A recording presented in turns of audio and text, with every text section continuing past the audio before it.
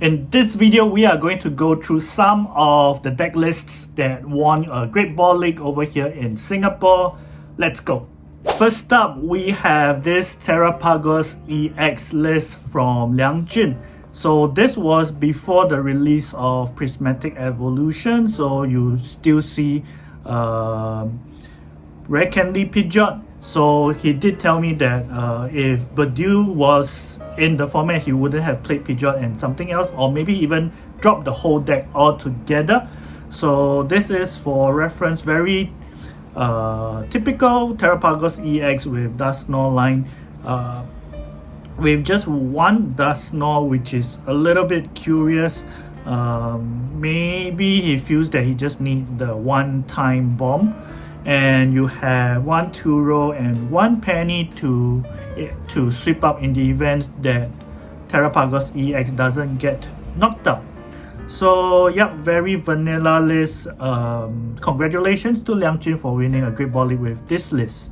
Next up, we have a Lugia V-Star deck list from Aaron Tan. So he was a regionals winner last season, so looking to improve on his performance this season. So Drapion is for the Gardevoir EX, and you have the Iron Hands for the small matchup and also spread damage. So this is after Prismatic Evolution, so you do see the one copy of Regigigas, just the one line of Minccino and Cinccino.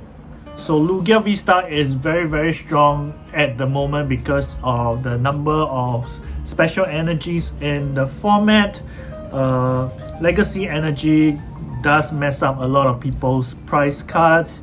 So very clean list. On to the next one. Next up, we have Iman with a Raging Bolt EX list.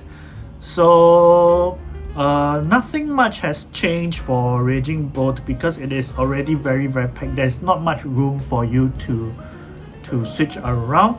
The Lost Vacuum is very useful against Gardevoir EX, which is one of your worst matchups, I would say, because it price trades so well with Raging Bolt EX. So yep, the 4 Sardas, 3 Pokegear, and the Unfair Stamp is an interesting choice of ace spec. Because maybe you just play that one Iono and you do need some form of disruption. So, and almost every turn you want to Sada, right? So you don't want to Iono. If you Sada, you can't Iono. So Sada and Unfair Stamp could be very good. And you also have Briar to clean up in the event that your opponent goes down to 2 prizes and you have 3 prize cards left. So can be very useful as well. Next up, we have Jason with a Gardevoir EX list. So you can see he blinked out his deck, and yeah, very typical Gardevoir EX with the Klefki and the Devolution, TM Devolution. So not many Gardevoir EX plays Devolution. Granted, Klefki, some do, some don't, but it's not a mainstay of the deck. Other than that, it's your very typical Gardy list. The one copy of the Hisuian Heavy Ball in the event your Screamtail or your Munkidori is priced. Powpat, one Powpat, not many Gardevoir players do play it, but it can be useful, right? Recycle your Turos or your bosses or even your Ionos. Next up, we have Damien with a Lost Box. So we have seen 5 different deck lists already in 5 different Great Ball Leagues. So very wide format at the moment. Almost any deck can win it, right? So this is post Badiou. So you see the Regigigas for the Terra EX matchups, and Pikachu EX very useful as well. Not only does huge damage, it can survive one shot, right? So essentially your opponent has to 2-shot your Pikachu EX unless he finds a way to place damage counters on it before attacking. So Lost Box is not dead, it still can win. It's just a little bit more difficult and you have to run very well. The 2 copies of Lost Vacuum is to make sure that you quickly get to your your Lost Zone numbers, 3 copies of Buddy Profit, and 3 copies of Despot. And next up we have Keenan with his Cloth and Cloth Poison Terrapagos deck.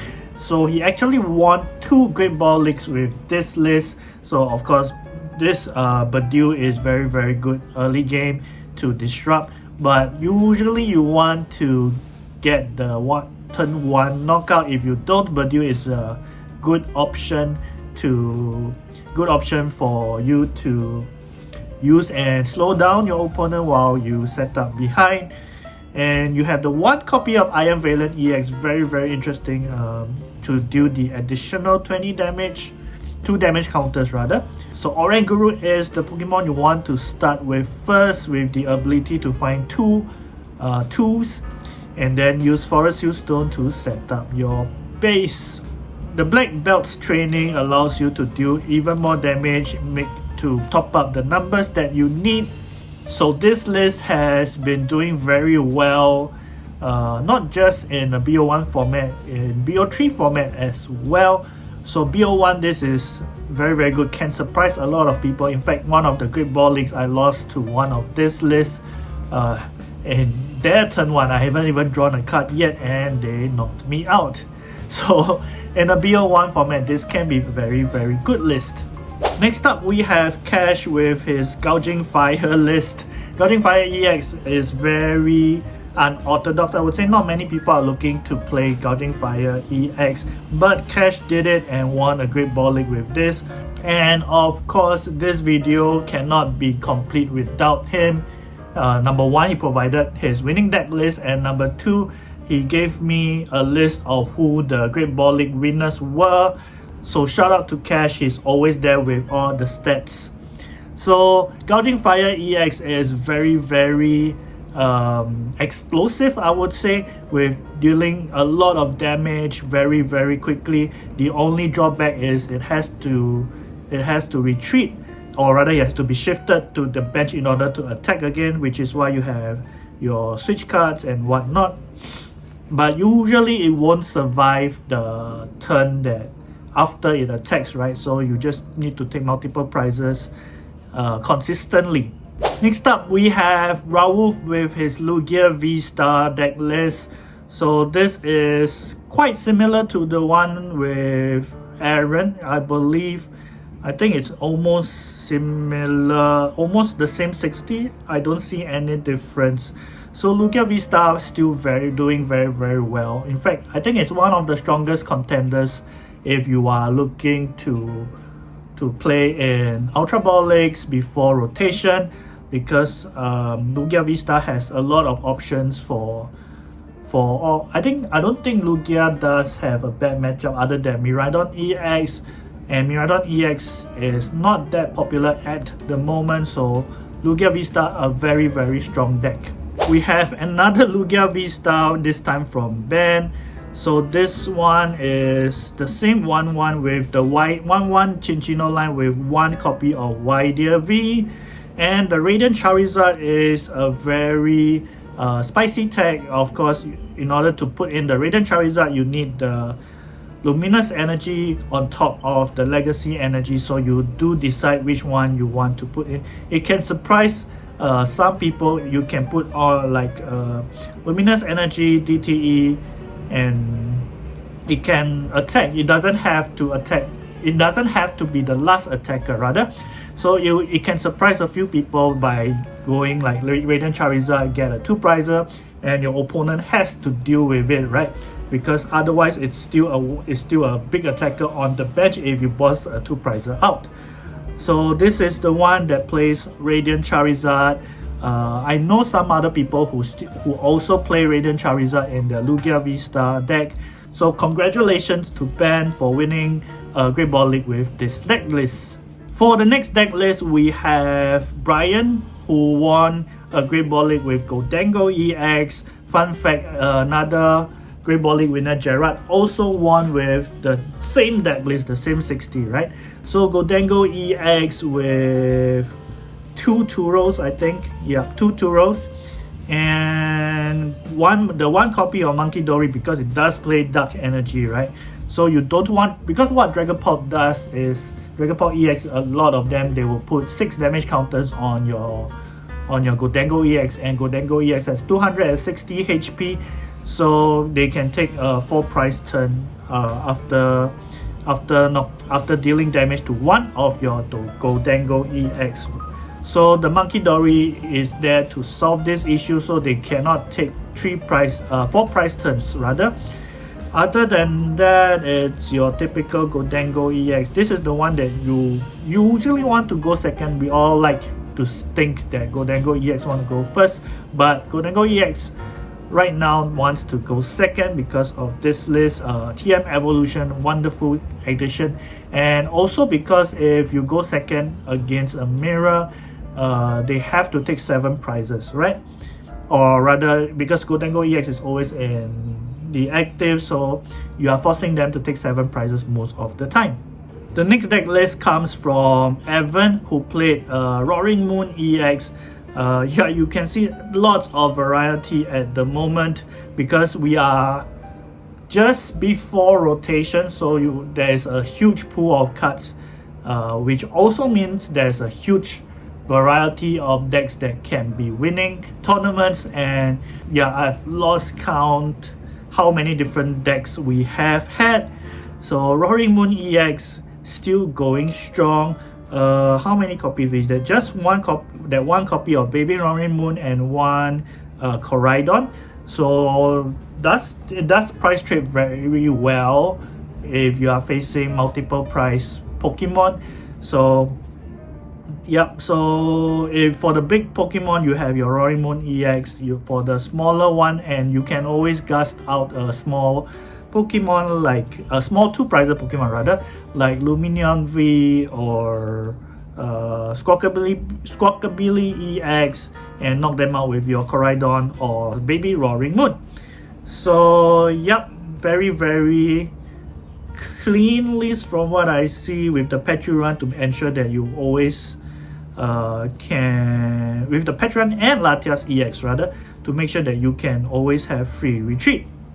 Next up, we have Dragapult EX piloted by Xavier. So surprised that it has only won 1 Great Ball League, given that Dragapult EX I think is the strongest deck in the format. It can do so many things, right?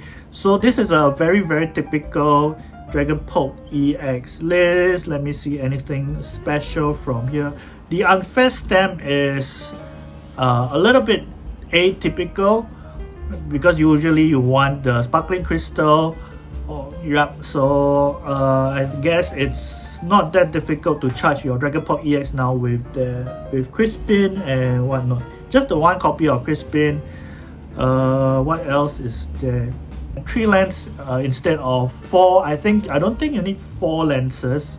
So 1 Unfair Stamp is the Spice that is not so typical of your Dragapult EX list. Last up, we have Lian Feng with his Raging Bolt EX list. So he dropped the 1 copy of Tuma's Ogerpon EX for the Gravity Stone. I'm not too sure what the Gravity Stone is there for. If you know, please let me know in the comments. The aspect of choice is Prime Catcher, and that is the one that most of us are more familiar with.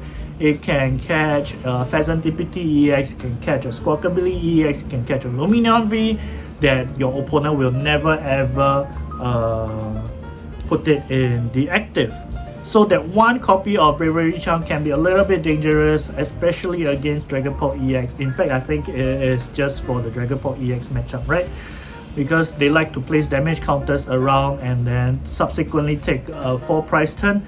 Of course, you do have your Ancient Booster, but if your opponent decides to place the damage counters on your Ogerpons and your Pheasantipiti EXs, that can be a little bit dangerous. So personally, I would have preferred more Bravery Charms and less Ancient Boosters. But hey, he won a Great Ball League with this list, so congratulations to him. So what do you think about the deck list?